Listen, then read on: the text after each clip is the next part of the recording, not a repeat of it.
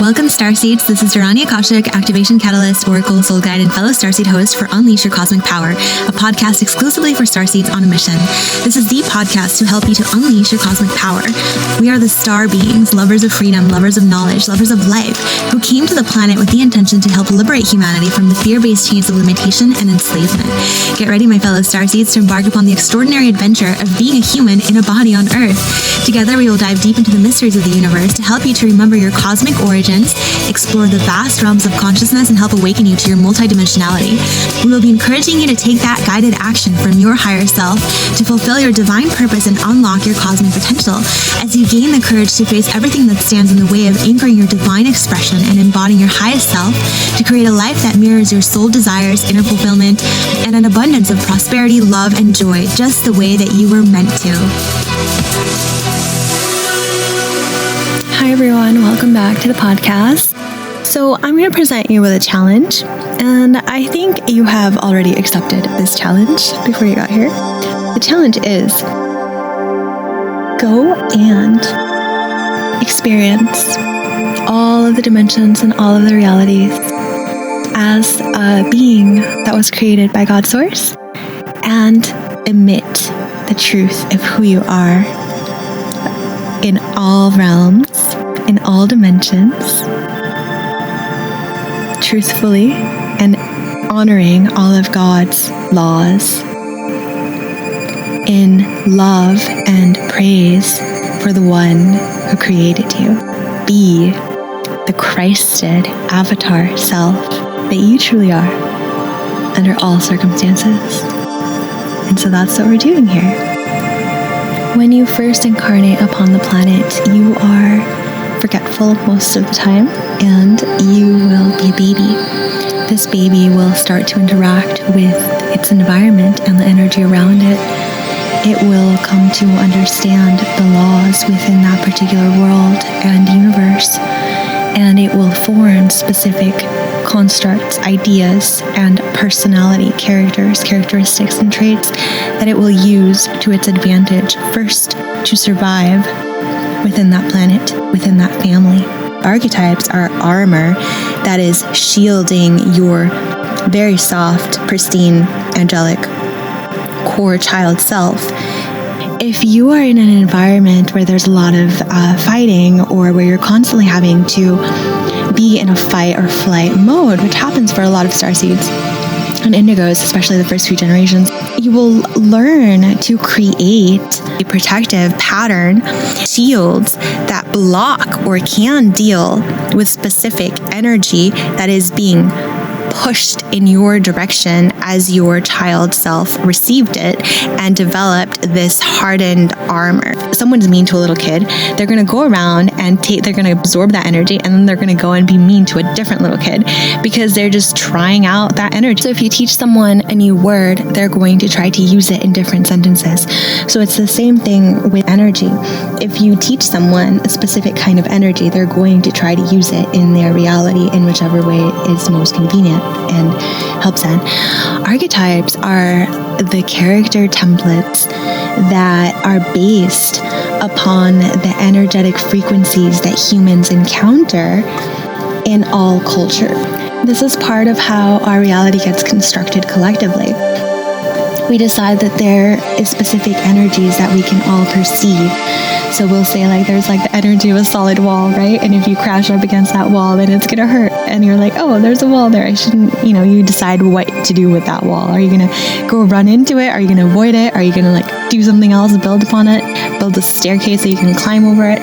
So that's what I mean. The character that you develop from interacting with specific energy is an archetypal character that you use for a period of time, for as long as it's convenient for your child self to use and to survive. And so these will change as you grow and as you develop into an adult. But a lot of times what we forget to do is to clear out specific archetypes.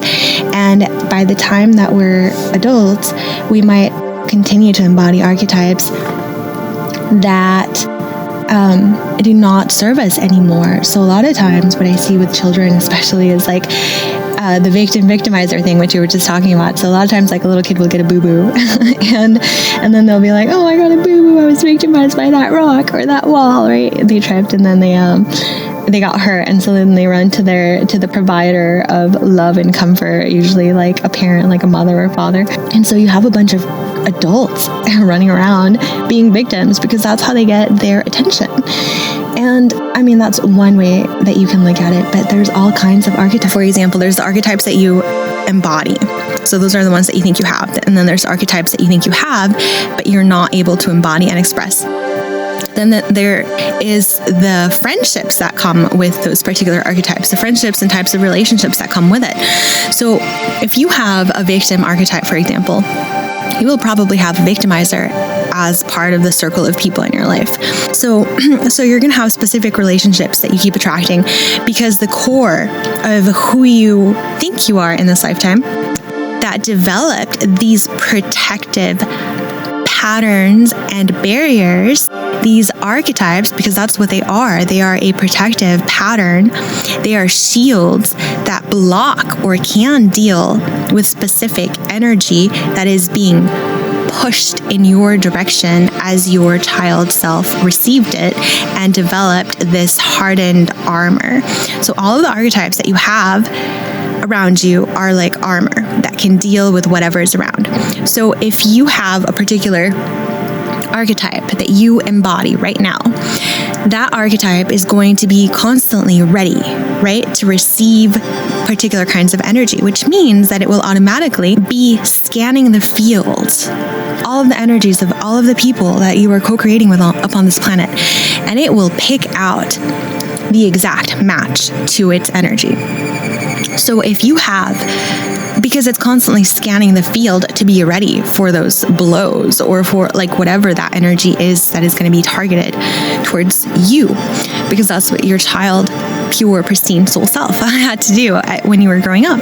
And so you will pick out from a giant crowd of people the exact match to the counter match to your archetype. So if you're carrying around a victim archetype, you will attract a victimizer because you are on the lookout for that, and you will pick that out from the field.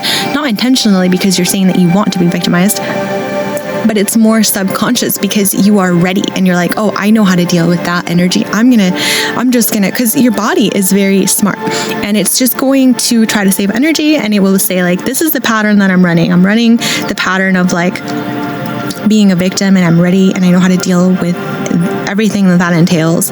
You know, that's what you're saying if you carry that archetype. But it could be like the warrior archetype, right? So your body's saying like, I know how to use this tool. So it's going to it would rather pick out a similar experience that it knows how to deal with, that it knows how to survive in, a similar story, because it understands its role and it understands how to live with it. It doesn't mean that it understands how to thrive or how to overcome it, because it's not thinking about that. All your most basic core self thinks of, your subconscious, is survival. And among a giant crowd of people, it's going to pick out the one that is going to match its survival tool so that it can survive. And it would rather do that than pick out something completely new that it has no idea how to interact with, because to this core subconscious self, it's like the very basic you. It's like the one that was formed before you even had words, almost, before you could even speak. That you doesn't logically understand things the way that the adult you understands things. And it would rather deal with something that it knows how to deal with than interact with something new that it has no idea if it will survive or not. That is its only concern. That's the nature of the reptilian mind within you. So when we look at it, we're going to be clearing the limitations of those particular archetypes that are not allowing the full activation and expression of the gift that is within the actual soul that you are. Your soul's gift is right there inside of you. But a lot of times, the light that you shine out into the world can only get filtered out through specific archetypes that you have learned to use. So it's almost like you have a sun inside of you. You look at the sun and you cover up the sun with specific types of patterns. Let's say you cover it up with like a red leafy pattern. Even though the sun holds all of the energy within you, it will only, to the outside world, it will only shine that red leafy pattern type of energy. We'll say that's an archetype. Or say you have you have multiple archetypes, obviously, depending on who you're interacting with. Like there's like your work persona or whatever. So eventually these come to be limiting because you're not allowing the full expression of your sun self, of like the authentic soul you that you are. Soul, it means soul, it means sun in Spanish. So what we're doing is we're healing the archetypes, the coverings, the layers around your soul so that you can fully emit the truth of who you are and be the shining beacon of light that you are meant to be here upon this planet. So while you're healing, it's going to be very important for you to become very discerning in who you allow into your personal field, because you're going to have to ask yourself this question. And even when you start to activate your psychic gifts and powers, you're going to want to ask to the beings that come into your life, do you choose to direct disruption to God's source? Or are you a harmonizing agent of divinity here to serve the source of all creation?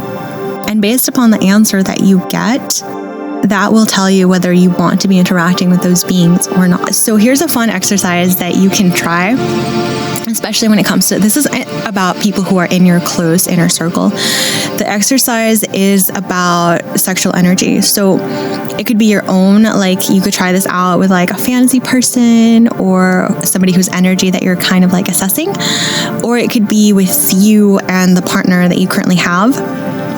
So what you do is you pay attention to the heart of the energy interaction. You pay attention to the way that your energy is getting activated by that person and where it goes at the climax of that interaction. And it doesn't have to be sexual, but I think it's most clear when it does involve sexual energy here. So when the energy reaches a climax point between you and that person, when you're mixing your energies together, where does it go? So where does this energy, where does this orgasm release into? And what is the quality of your orgasms with this being? What is the quality of your climaxing with this person? What is it that you are creating with them? So I tried this exercise with, one was a person that had been in my life, and one was a person that I was sort of considering being in my life on a closer level. And when I tried out this exercise, I'd been noticing that the energy of the person that had been in my life, we were able to really activate each other.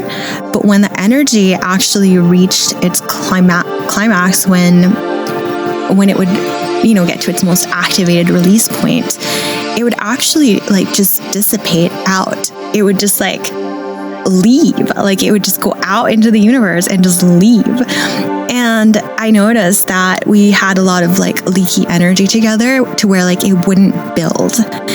And other stuff happened between me and this person. And I felt like that was definitely one of the clear signs that I felt like this person shouldn't be in my life at that level. And the other person that I was considering actually was bringing a lot of good things into my life just by their energy being around me. And what I noticed when I tried this exercise, just myself in a fantasy type of version of our interaction, is that the climax of that energy stayed. So it stayed in my field and it was able to build. And I noticed that whenever I would interact with this person in some way, they started to magnetize good opportunities and good things into my life, immediately. And that right there told me that I was supposed to interact with this person on a deeper level. It doesn't necessarily have to be sexual, because I don't even know what their preference is really at this point. It was more like a friendship type of interaction. And you could try this out with anyone. It doesn't have to be a sexual thing, but sexuality really just represents the intermingling and co-creation that you come together to solidify. So with some people, you will notice that the energy is going to dissipate completely and it'll just go out into the universe. And so just notice when you are happiest with someone, it could be a friendship. What is your energy building? And does it stay there? Does it augment your reality? Does it create opportunities? Does it create good things for you? Or does it end up being like a big leaky source where you're just like using up your life force and it's leading nowhere, it's going nowhere? That right there should tell you whether you should continue that interaction or whether you need to modify it so that that person is not being part of you at such an intimate, deep level, and so that you're not constantly ingesting their energy if it's just going to be a catalyst for destruction. So it's like people can be catalysts for activation and then not go anywhere, or they can be catalysts for activating you and building and creating together. And then that is how you can really solidify something. This is most prominent with like divine union couples or couples who are meant to be together. And even with just like friendships that you're meant to have, you'll notice that it is mutually like giving, and it does allow you to create something when you come together. It doesn't just waste your time. And you're going to want to analyze all of these things when you start to take inventory of where your energy is going, especially when you want to truly build something lasting for yourself. And when you're trying to activate your Christed avatar self, you will want to create the best version of yourself. You can activate like the divine lovers within someone, and then that can be a very harmonious experience, like Shiva and Parvati, Shakti. And so when you unlock the same types of virtues and frequency that those beings embodied, then you are unlocking, you have access to those archetypes and those avatar selves. And so as you activate your God self, you'll notice that there's particular beings and particular deities maybe that will be attracted to you, and you'll attract different spiritual mentors. And you just have to be discerning. And I prefer to just go to the source, the God source within me, and ask the being that is presenting itself, like, are you here to assist me in activating my Christed avatar self? Are you here in service to God's source? Or are you here to distort, disrupt, and create chaos for God's creations? And a lot of times you'll find that there's beings that have ulterior motives, that have, for one reason or another, inserted themselves into humanity's God list or demigod list, and they will try to convince you that you are them or that you are God in an egotistical way. Because the thing is, when you realize that you are at one with God's source, it's not about your ego. It's not about you having all this power. It's about service. It's about serving all of life. It's about being an embodiment of the energies that created, that support, maintain all of life. So that's love, truth, wisdom, power just comes naturally from fully understanding all of these. But it's not in self-service. It's in truthful understanding of all that you are, which is one with all of life. So I had this whole section recorded on beings that are going to come to you and they're going to want to work with you or insist that you work with them, and how you should discern between beings that are aligned to God's source and beings that are more out for their own gain, that are really more self-serving rather than wanting to serve the collective. And while I was trying to put the podcast together, I could tell that there was infiltration right there, because it first sounded like a tiny little chipmunk. So I changed the settings and I reverted everything back while I was recording. This happened. And then while I was actually editing and putting it together again for the end part of this, it messed up in a really weird way, where it was just like sounding really like there was interference, literally like a static TV while I was talking over it. So I had to re-record this. And I think it was just like also divine alignment, because there was another part when I first initially started the podcast that I ended up deleting. And that first part was about removing the victim-victimizer programming completely, especially at the very, very highest levels that we can experience, even like E11D. And so removing the victimizer and the victim program that is huge here on Earth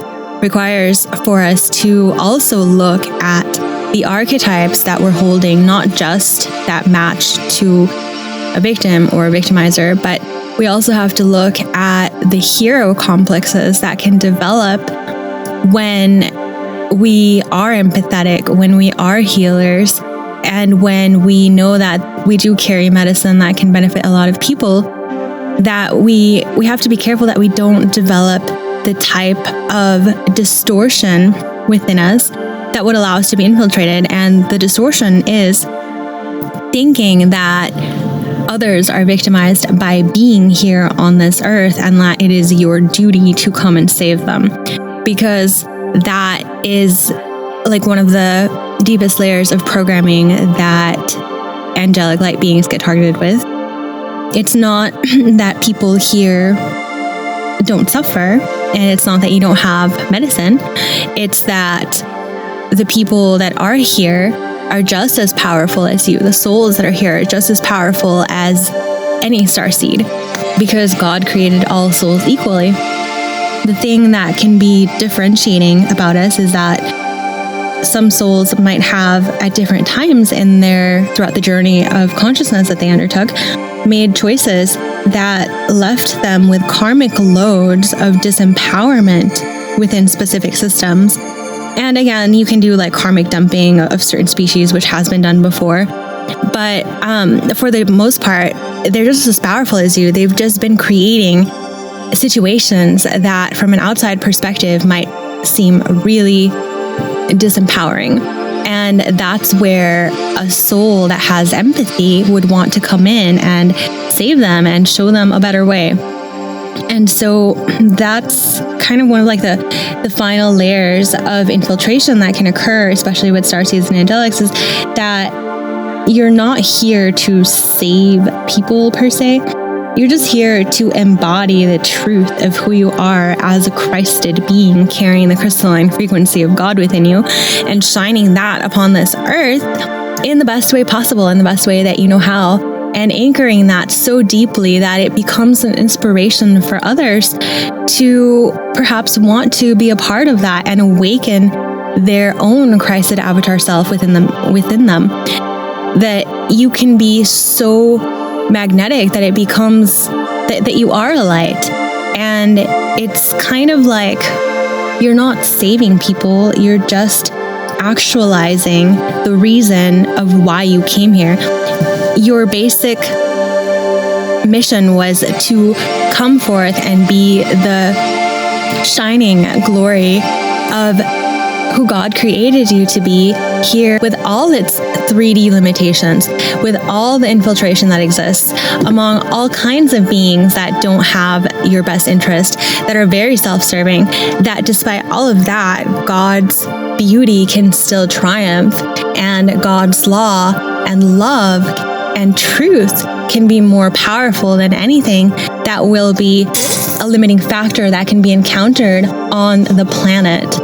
And so that's really what you're here to do. And in that sense, when you actualize that, and when you ground this into your being so deeply that you can actually take the essence of your soul ingredients, the essence and the frequencies that you are embodying, and create something with them, something in the physical realm that you inhabit right now, then that is the way that you can inspire others to also activate within themselves their own Christ avatar. And it's not about having a savior complex. It's not about victim-victimizer. It's just about you embodying the truth of who you are. In this next section, I am talking about how it's supposed to be one person in one body at a time, like one soul in one body, unless you are a one-time walk-in. And then I guess you could probably have like different walk-ins, but then the other souls are supposed to go on and have their own life, because there's really just supposed to be one soul in one body at a time. Otherwise, it's just called soul shifting and possession. And the reason that you don't want to have stuff like that is because if you're soul shifting with one or multiple souls being involved, and you can see this in the Akashic records, if one soul there's one soul that was intended for that body, and that soul actually helped create that particular body with their team of guides, and so that body belongs to that soul. And so if you have someone else, a different soul, come in because they are attached or because they have this heavy karmic duty, this heavy karmic load to pay off, a lot of times a person can be born with multiple souls attached, but they are not soul shifting.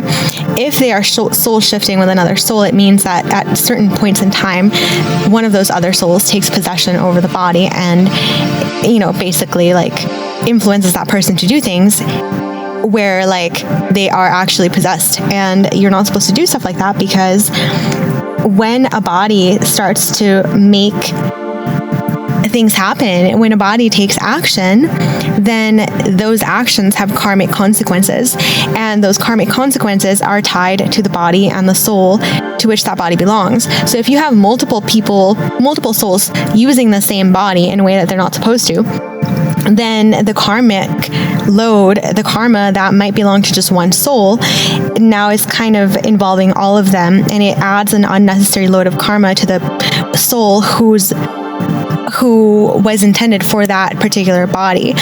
So you typically see this a lot with channelers, and also in really dire like karmic situations. And so I was encouraging people to, if they are channeling, not allow other beings to hop into their body, because it's just not necessary.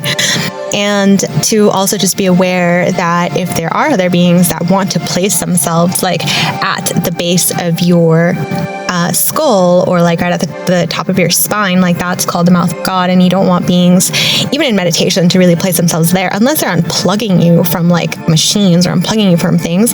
They really don't allow anybody to like take their life force from you from that particular area.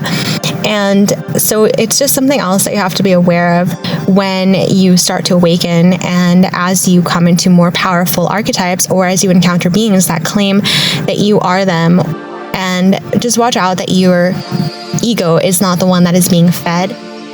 So the purpose of the ego is to help your spirit to achieve its primary mission while incarnated in that specific realm.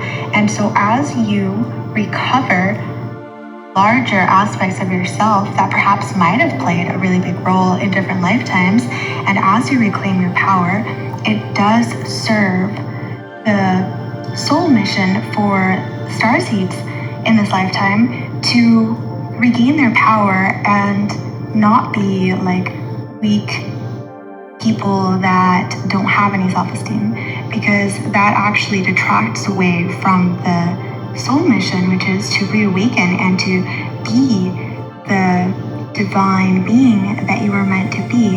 And as you do that, as you clarify the soul ties, as you clear the timelines and remove the energetic weaving of DNA and timelines where it doesn't belong, and the patterning that humanity no longer needs, as you do your own soul work, and this ripples out to affect all the other people and all the other souls around you, especially the soul family, you will find that you get a lot of your personal power back. And so this is when the other entities might try to come in and ask you to work with them. But you just have to be strong and ask if they are actually in service to God's source, creator of all that is, or if they're the beings that will direct disruption towards source. And if they are beings that direct disruption towards source, then you don't want to work with them. It just means that they are not here to harmonize the timelines. They're here to cause disruption and chaos, which is not what we are doing. The reason that you want to have an empowered ego, not a debilitated ego, is so that you can play the role that you were meant to while you're here on this planet, so that you can have positions of leadership where you're able to inspire other people, where you're able to create connections and network and speak to many different types of souls all around the planet with their own networks and have a bigger ripple effect. And it's very difficult to do that when you have a debilitated ego. So as you begin to gain more of your power, remember that it's not just for you to be self-serving. Be thankful for your blessings, but at the same time, remember that the true purpose of why you have those is not only because you're a divine child of God that deserves to have all of these things, but because you are here on a mission and you need these gifts in order to complete your soul's purpose. And it's really, the ego is meant to help you to serve God's source. They will usually loop in at the levels where we lack confidence, and you will form a very parasitic bond that is addictive. So a lot of times I will see this also in people with sexual addictions and different types of issues where maybe they didn't feel confident as like a young adult or whatever. And so they will have like a godly being come to them and be like, oh, I'll make you a sex god, or you know, just like really improve everything for you, or I'll help you get the women, or then the person that is in a body, the original intended soul for it, will be like, oh, okay, cool, yeah, do that for me, please, or whatever. And so then they will form this bond based on the insecurity of not being able to do this themselves or not being good enough with a parasitic being that will then come in every time that they do have sex with another person and steal the sexual energy. And so in that sense, like maybe it will help them with performance, or maybe it will help them to get the women, but the actual intended soul for that body is not getting that experience. It's the other one that's coming in and like stealing the energy. And so you have to be careful with whatever these beings are offering you. Sometimes they're like, oh, you're special, or oh, you are Jesus, or you are Mary Magdalene. And there's so many people who think they're Mary Magdalene, who think they're Jesus. And when these beings come to you, these messenger beings even, you have to understand, like, what part of me are they trying to feed? Are they trying to help me to get closer to God, to get closer to self-realization? Or are they just trying to siphon my life force energy for their own gain? And this can even apply to people. And it's not to make you paranoid about who is coming. It's just to make you a pristine vessel, a carrier of God's truth, which is what you are. Really ask the right questions and make sure that they are wanting to reconnect you to your own God source and not just be the God in your life.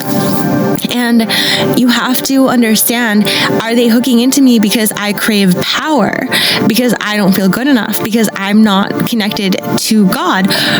Or are they actually awakening me? And a lot of times it can be very tricky because these beings can do both at once.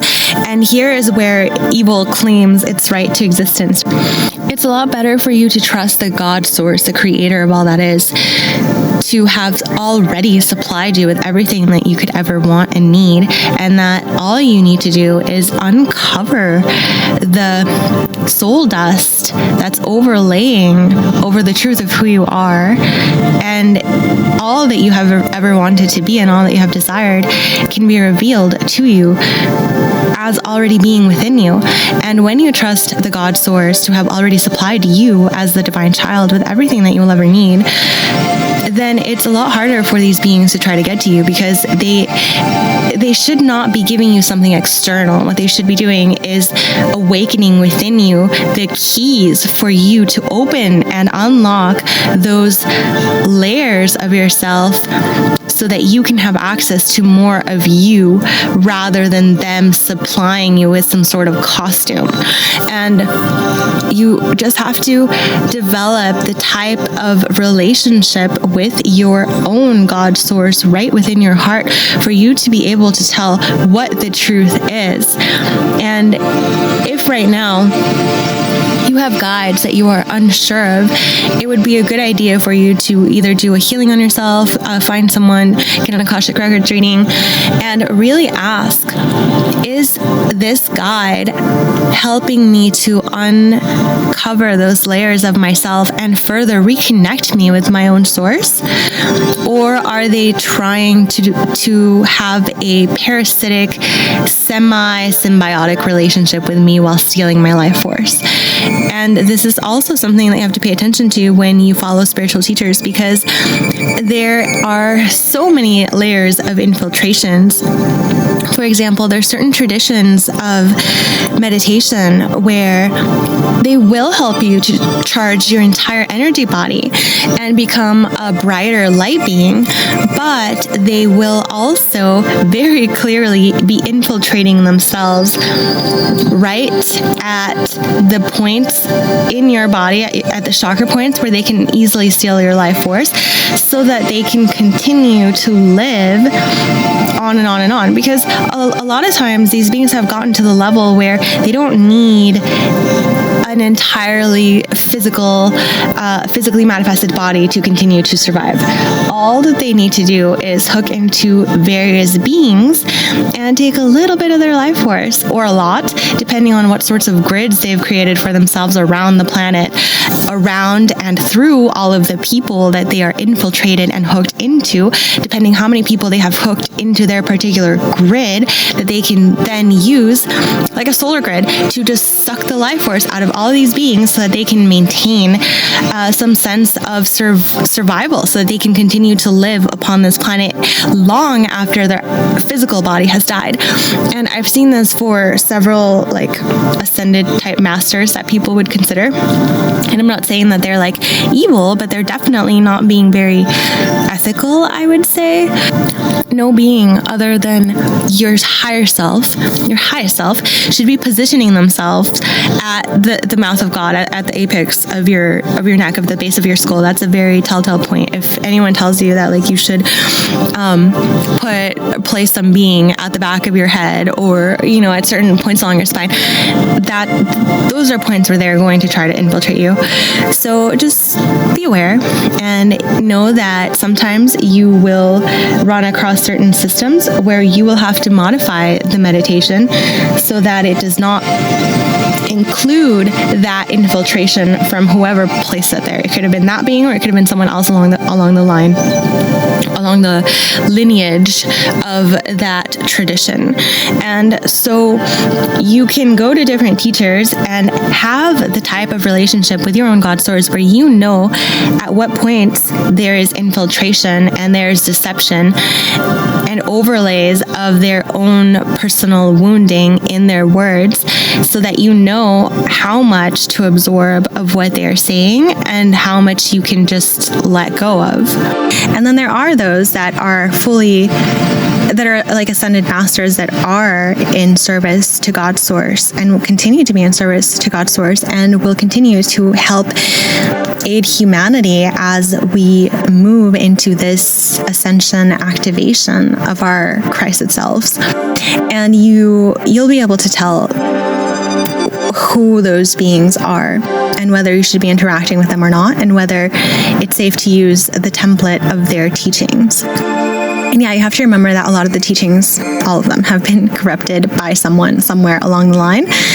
And the best source is right here inside of you, right in your heart, right in your God spark. The best source of truth is really when you can calm yourself enough, close your eyes, and sincerely, devotionally ask God to guide you. God source, creator of all that exists. Guide me, right? When you say that and you really mean it, and you allow the receptivity to draw an answer. But the avatars are fun. It is fun to dress up. I mean, Halloween was definitely one of my favorite holidays. And it's almost really interesting that the human psyche, it's almost entirely formulated to function by creating stories, because our mind is constantly telling itself stories about who it is, about its environment, who it can be, who it should be, and how it can interact in the world. And so you can spend like thousands going from different teacher to a different teacher, trying to ask them to tell you a story that suits you better, that helps you. And it's just going to be a story, which is just an ingrained pattern of your consciousness. And it's either going to be a story that can empower your fantasy, your wounded self, your ego, or if they're really a healer that is appointed to you by God to come into your life, they will present you with a truth that hits you at the core of who you are. It feels like they're ringing. It's like one of those tuning forks, like they're ringing a tuning fork into the very fabric of your being, of your existence. And that tuning fork resonates a frequency that effortlessly dissolves, or at least for a time shows you what needs to be dissolved in your life. The mistake that a lot of healers can make sometimes when they are in a body is that they can come on too strong with their healing or with their messages. And sometimes these are not well received by people, and they can even be blocked by others. And so you kind of have to be subtle about it. I notice that I have a lot of like telepathic communications with people sometimes, especially teachers, because they are truly channeling a very high level being that sometimes the vessel is not entirely able to hold, while simultaneously being in the environment that it is with its particular constructs and the people that it is surrounded with. And so sometimes I'll have like telepathic communications with a teacher that is not necessarily like speaking to me directly, or is not like I'm not taking their class, but I'm listening to something else that they said, and I can still hear the transmission happening between myself and their highest self, and so get the teaching from them that way. And so when you are paying attention to the people that are around you, really pay attention to how their being resonates with you, to how their words, what do their words inspire within you? Is it expansive? Is it draining? Is it creative? Is it pulling you in the direction of self-discovery and self-inquiry with gentleness and self-compassion? If you have a genuine desire to experience a type of avatar, and that is your authentic soul desire, then you will have that experience on earth. You will co-create that with God.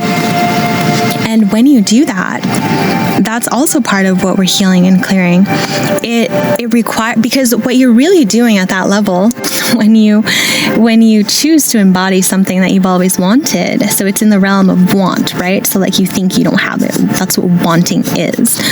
And what is happening here is that you're actually interacting with truth. You're not, we'll say like at a higher level, it seems like you go to a teacher so they can teach you how to be what you want, how to be this thing that you thought that you were not. But what you're actually doing is you are coming to terms with the truth of your being. The truth of who you are underlies the wanting and the denial of that truth. What you gain in creating that experience for yourself that you wanted, and so the experience that you thought that you needed, that you lacked, is that once you have it and you get to experience it, you understand whether it was something that was always a part of you, or whether it was just a desire that you had that was formed from the culture in which you found yourself in, and so a false desire. One way that I like to test this with myself myself is by envisioning the best case scenario. So if I was to have exactly what I wanted in this situation, how do I feel inside? Do I feel happy, or do I feel like blah about it? Like, I don't really care. Because if I feel like if I got exactly what I wanted and it makes me feel happy, then I know that I actually genuinely do want that.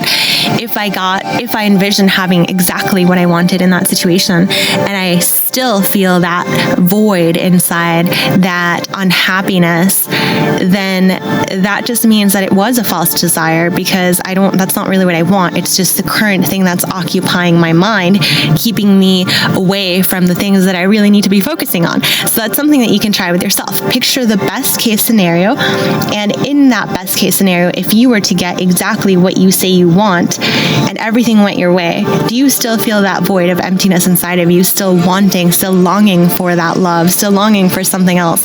Or do you feel more fulfilled?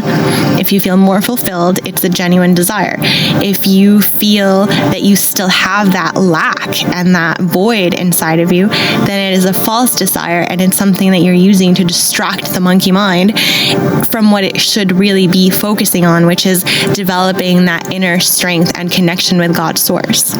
Your true soul desires are the blueprint of your potential, the potential that was placed in your soul, in your heart, when God created you, because you are the only one that can be the conduit that can actually ground that energy into the physical.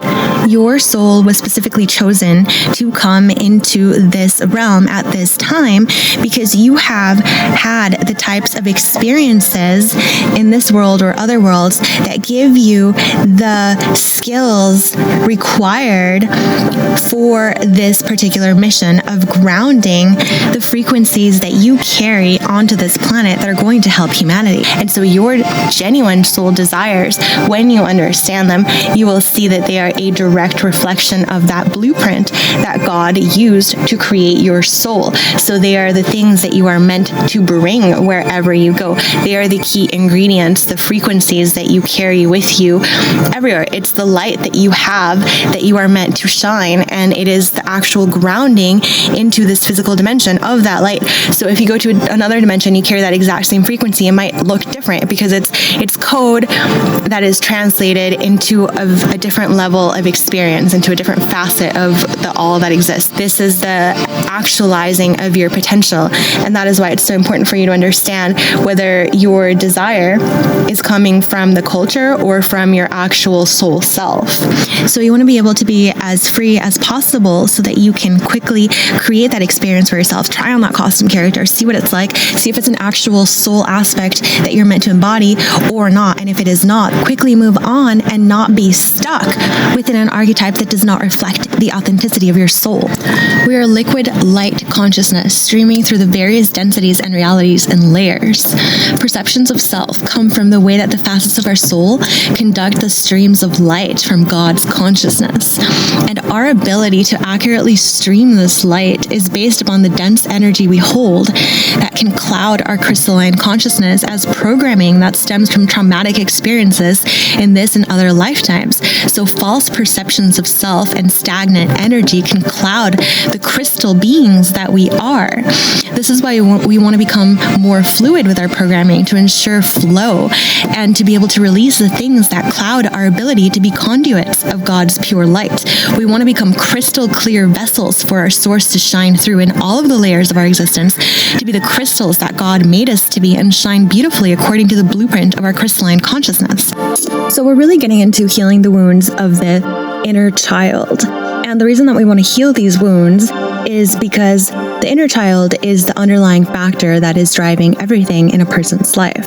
So the wounded inner child is the one that does not know for certain that it is unconditionally loved and worthy of its creator's divine love and support.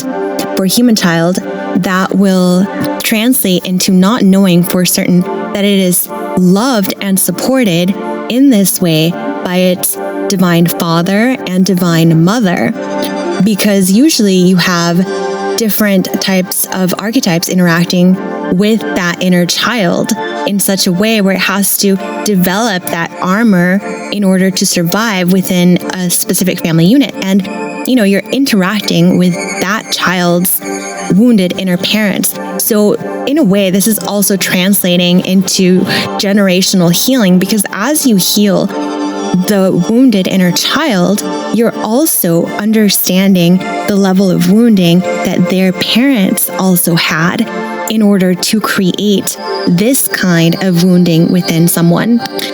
If the inner child is not 100% certain that it is loved and worthy, it will develop specific archetypes, which are the types of armor, the specific patterns, in order to protect itself and ensure its survival within a particular family.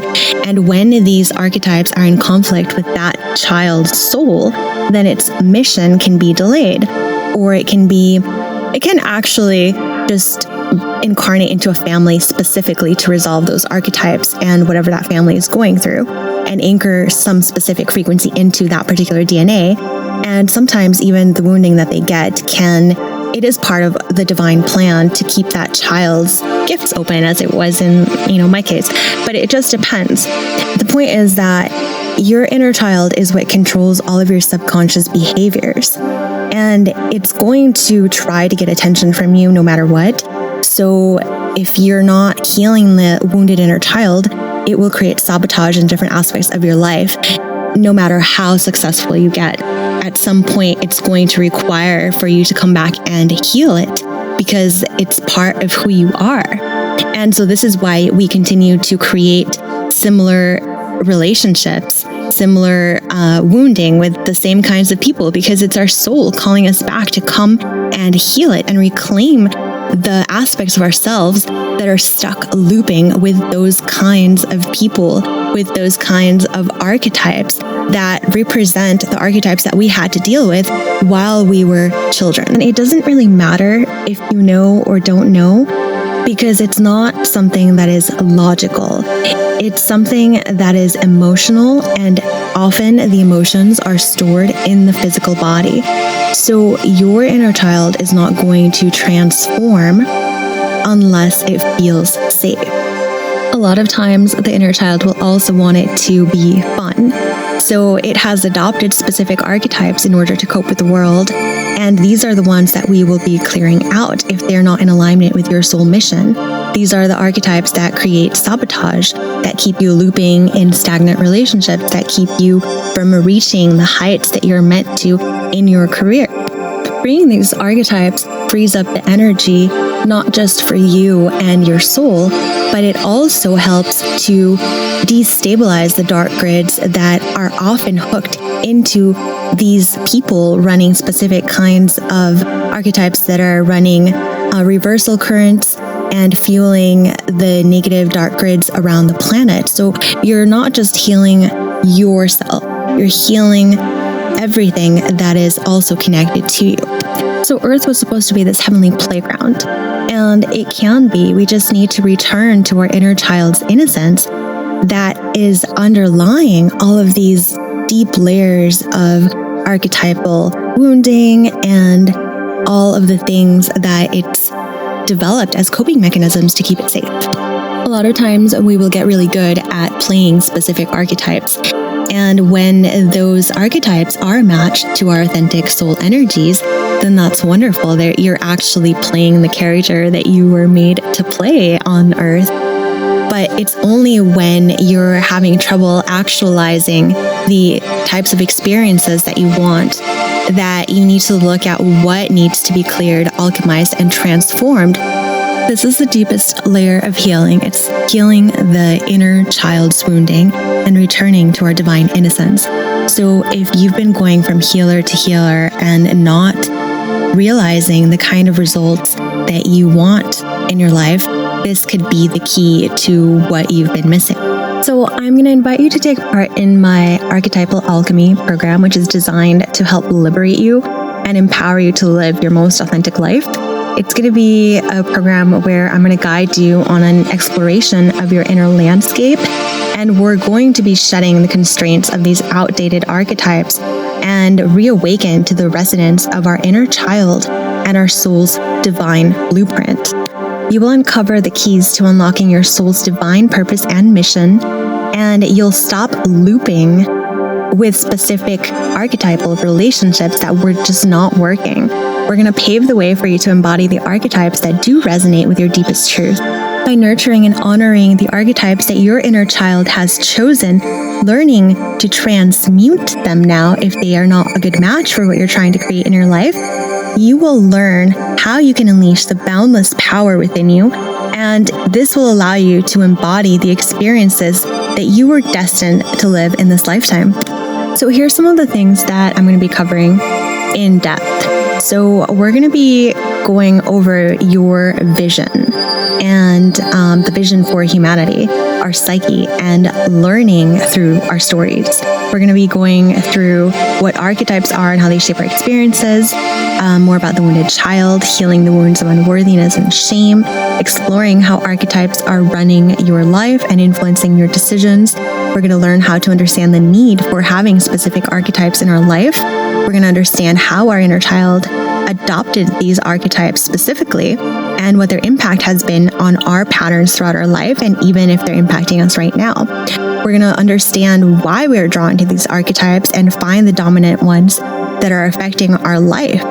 We're going to identify the archetypes that you actually wish to embody in your ideal life.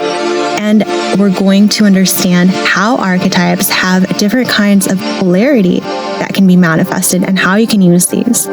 We're also going to go over techniques for identifying the light and shadow aspects of the dominant archetypes that you see yourself as already having. And we're going to be recognizing how these aspects manifest into our thoughts, behaviors, and relationships, and identify exactly what needs to be alchemized, transmuted in order for us to live harmoniously with the archetypal roles that we want to embody, or the ones that we need to understand better so that we can transmute them if we are not actually able to practically change them at this time, so that we're not living at war with ourselves and instead can find harmony in our everyday life, even if we are in roles that we don't have a huge ability to change right now.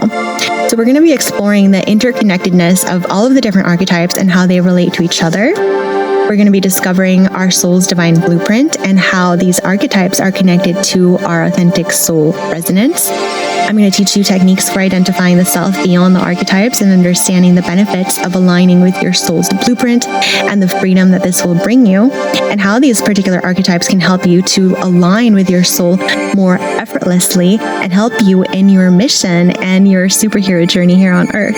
So we're going to unlock the power of all of these, and I'll also be showing you how to clear and transform the archetypes and all of the kinds of issues that come up, because you're essentially taking away like the inner child's safety blanket. So I'm going to help you to choose new archetypes and infuse them with your unique blueprint and soul frequency so that you can align them with your soul mission and goal. And we're going to be transmuting all of the emotions that are going to come up when you try to take that child's safety blanket away. And we're going to help you to integrate these aspects back into the core of who you are. I'm also going to help you with everyday alignment. So we're going to create a personalized practice for living in flow and freedom and the soul alignment where you are right now. And we're going to be doing different techniques that help you to incorporate archetypal awareness into your everyday life, so that when you are in the world and you're seeing people as energy carriers and you recognize their patterns immediately, you know what kind of archetype they're embodying. And this is greatly going to affect all of your relationships. You're going to be able to know exactly what a person needs and how and whether you choose to be in that person's life or not. This is going to help you in all of your relationships. So we're going to understand how to use the archetypes in our everyday interactions with people. And I'm going to teach you techniques for translocating, transforming, and expressing a different variety of these archetypes for more fulfilling, fun, and role-playing type of activities that you can do with different friendships or partnerships, whatever you have. So this is a curriculum that's going to provide you with this comprehensive journey through exploration of these archetypes. And I mean, archetypes are just fun. They're like fun roles that you get to play. And this is also going to be incorporated into our inner child healing, which is like the core essence of this, right? And aligning with our soul blueprint is just like exactly how we're meant to use the archetypes and the stories of humanity, which is what we're actually transforming, the stories of our history, the stories of what we collectively tell ourselves as a culture. So it's going to be a small group of participants because I want us to have the most time together and I want it to be very personal. So if this is something that you're interested, please let me know. There's only a few spots available. We're going to be meeting once a week, probably via Zoom or some online medium. And I'm going to have all of the worksheets and meditations that we're going to do so that you can utilize those when we move into that week. So I'm really excited for us to dive into this course together. You're going to be held in such a beautiful, loving temple of love and joy from your spirit guides, higher self, all of your guides, your Starseed soul family. Ooh, and we're going to be exploring that archetype as well. But you're basically going to be exploring all of these different fun archetypes and heal the inner child at the same time while aligning to your soul blueprint and addressing the practical applications like everyday alignment, how you can use these, and your interactions with everybody around you in your daily life. And at the end of it, I'm probably going to have, I already have the surprise sort of planned, but it's going to be really fun. It's going to be like a way for us to anchor this into the physical, and I'm super excited for it, but I'll let you know at the end if you do enroll what that's going to be. So if you're interested in this, please let me know. I'm super excited to start this, and I just need to get a good idea of how many of you want to do this so that I can try to time it appropriately. So send me a message as soon as you can. Probably, I'm usually on Instagram or Facebook are probably the best ways to reach me more than my email, but it's totally up to you. You can also visit my site, DharaniAkashic.com, and I'm going to be having a lot more exciting things for you. I'm creating a lot of different products that I think you'll be able to use, and they're all based on like my blissful journeys in Hawaii, in Kauai. It's like things that I've designed while I have been on these like heightened moments throughout like the past few years. So everything is going to carry that frequency of joy. So I'm in the process of designing that for you, and I'll have those on my site at some point. I'll definitely make another announcement for that. But so I said that we were going to be talking about archetypes this week. It did take a little bit longer for me to get to this episode because I had to move, and I'm doing a bunch of other life things as well. But I hope that you found it helpful. Please let me know what you think. I love to hear your thoughts and ideas. And I noticed that some of you actually did leave me some reviews on the podcast, and I am so thankful and I appreciate that so much. Please let me know what you think about it. And if you really, really love me, you'll totally go and leave me some kind of review because it helps other people to find this podcast. And so you're helping in their healing as well, and you're helping to spread the word. And if you're interested in the archetypal alchemy program that we're going to be doing, definitely send me a message and we can explore and talk about all of the cool little details about that.